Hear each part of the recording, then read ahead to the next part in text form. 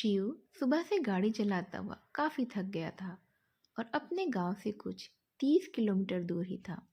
जब वह एक दूसरे गांव से गुजर रहा था, उस गांव से गुजरते हुए उसने देखा कि सारे के सारे गांव के लोग एक जगह जमा हैं और उस जगह से किसी के चिल्लाने की और ढोल बजाने की बहुत ही तेज आवाज़ आ रही थी। शिव, जो बेंगलोर शहर में पला बढ़ा था, पुत्तूर जिले में बसे अपने गांव में पहली बार जा रहा था। गांव में उनकी पुश्तैनी जमीन थी जिसे शिव के पिता बेचना नहीं चाहते थे, पर अपने पिता के गुजरने के बाद शिव अपनी पुश्तैनी खेत और जमीन एक होटल कंपनी को बेचने के लिए ही अपने गांव जा रहा था। उसकी गाड़ी जैसे तैसे अलग अलग गांव के बीच से जा रही थी और उसको वही ढोल और चीखने की आवाज़ें हर जगह सुनाई दे रही थीं।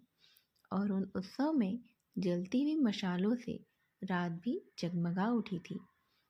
वह यह सब अपनी जिंदगी में पहली बार देख रहा था। सब कुछ देखते देखते जब वह अपने गांव के घर में पहुंचा, तो उसने देखा कि वह गांव भी बाकी गांव की तरह सजा हुआ था, पर वह अभी कोई उत्सव नहीं हो रहा था। जब उसने अपने घर का ध्यान रखने वाले काका से पूछा कि यह सजावट किस लिए है, तो उन्होंने बताया कि गांव में अगले दिन भूत कोला होने वाला है। शिव के काका उसे भूत कोला के बारे में बताने लगे, लेकिन क्योंकि रात बहुत हो गई थी और शिव भी बहुत थका हुआ भी था, वह अपने काका की बात सुनने से पहले ही सो गया। अगले दिन होटल वाले उसके घर आए।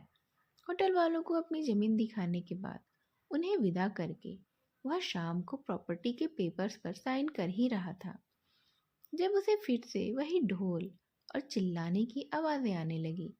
शिव ने जब अपने कमरे की खिड़की से बाहर देखा, तो उसे कुछ अजब सा माहौल दिखाई दिया। शिव गांव के उस उत्सव को देखने के लिए पेपर्स को वहीं घर में छोड़कर बाहर चला गया। उत्सव की जगह पर उसे ढेर सारे लोग एक ही जगह पर जमा हुए दिखे और वही ढोल की आवाज़ उसे और जोरों से और जोरों शोरों से सुनाई दी। शिव वहां जाकर चुपचाप भीड़ में पीछे खड़ा सब देख रहा था। जब उसे ने देखा कि रंग बिरंगे कपड़ों में एक आदमी उसकी तरफ पीठ करे भीड़ के बीचों बीच कांप रहा था और एक अजीब सा डांस कर रहा था, और सब लोग उसी के सामने हाथ जोड़े उससे अलग अलग चीज़ें पूछ रहे थे। इससे पहले कि शिव कुछ समझ पाता, उस आदमी ने अचानक नाचना बंद कर दिया और वह भीड़ को चीरता हुआ दौड़कर शिव की तरफ आया और उसे घूरने लगा। शिव उस आदमी को इतनी पास से देखकर पूरी तरह से घबरा गया। उस आदमी के पूरे मुंह पर पीला रंग था और उसके शरीर पर ढेर सारे गहने और सर के ऊपर एक जंगली सुअर का मुखौटा था, जो उस आदमी को और भी ज़्यादा अजीब बना रहा था। वह आदमी कई देर तक शिव को घूरने के बाद एकदम से चिल्लाया, इतनी तेज कि शिव की तो रूह ही कांप उठी। वह आदमी शिव पर चिल्लाने के बाद वहां से कहीं जंगल की तरफ भाग गया। यह देखकर सब गांव वाले शिव की तरफ मुड़े और सबके चेहरे पर उसे एक अजीब सा डर दिखाई देने लगा था। सब लोग शिव को चेतावनी देने लगे कि उसके साथ कुछ बुरा होने वाला है और उसे अब अपना हर एक कदम संभाल कर ही उठाना चाहिए। शिव इन सब को गांव वालों की बकवास और अंधविश्वास समझकर हंसने लगा और वापस अपने घर चला गया। शिव अपने घर पहुंचा ही था कि उसके काका उसके पीछे भागते हुए घर आकर घबराए हुए उसे सब समझाने लगे। उन्होंने उससे कहा कि जो उस पर आकर चिल्लाए थे वह दरअसल पंचोली देव थे, जो गांव वालों की जमीन की सुरक्षा करते हैं और गांव वालों को सभी दिक्कतों से बचाते हैं। वह हर साल भूत कोला के समय ही आते हैं और लोगों की सारी समस्याओं को हल करते हैं, और उन्हीं के आने की खुशी में हर साल यह उत्सव मनाया जाता है। शिव के काका ने उसे बताया कि पंचोली देव का शिव पर ऐसे चिल्लाने का मतलब यही था कि जो जमीन शिव बेच रहा था, पंचोली देव उसको बेचने के खिलाफ थे। शिव की इन सब बातों को सुनकर वह जोर जोर से हंसने लगा। उसके काका उसे समझाने लगे कि अगर उसने पंचोली देव की बात नहीं मानी तो उसकी जान को खतरा भी हो सकता है। इस पर शिव अपने कमरे में पड़े हुए प्रॉपर्टी के पेपर्स लेकर उन पर साइन कर हंसता हुआ सोने चला गया। उस रात शिव आराम की नींद सो रहा था जब देर रात को उसकी नींद एक आवाज़ से खुली। जब उसने ध्यान से उस आवाज़ को सुना तो वह आवाज़ ठीक वैसी ही थी जैसे उसे शाम को भूतकोला में सुनाई दी थी, पर इस बार वह किसी के रोने की आवाज़ थी।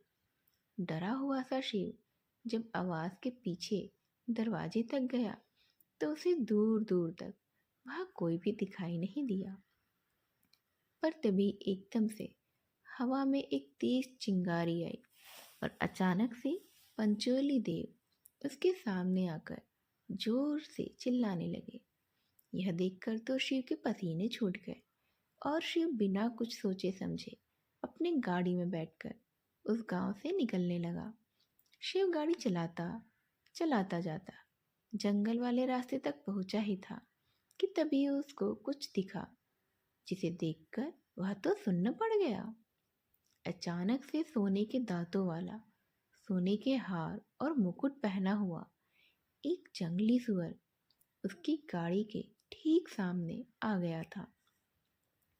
शिव ने डरते हुए अपनी गाड़ी मोड़ी और वह पास के एक पेड़ में जा लगी। शिव का एक्सीडेंट हो गया था और वह वहीं पर बेहोश हो गया था। शिव को जब होश आया तब वह हॉस्पिटल में था और उसके काका उसके बगल में ही बैठे थे।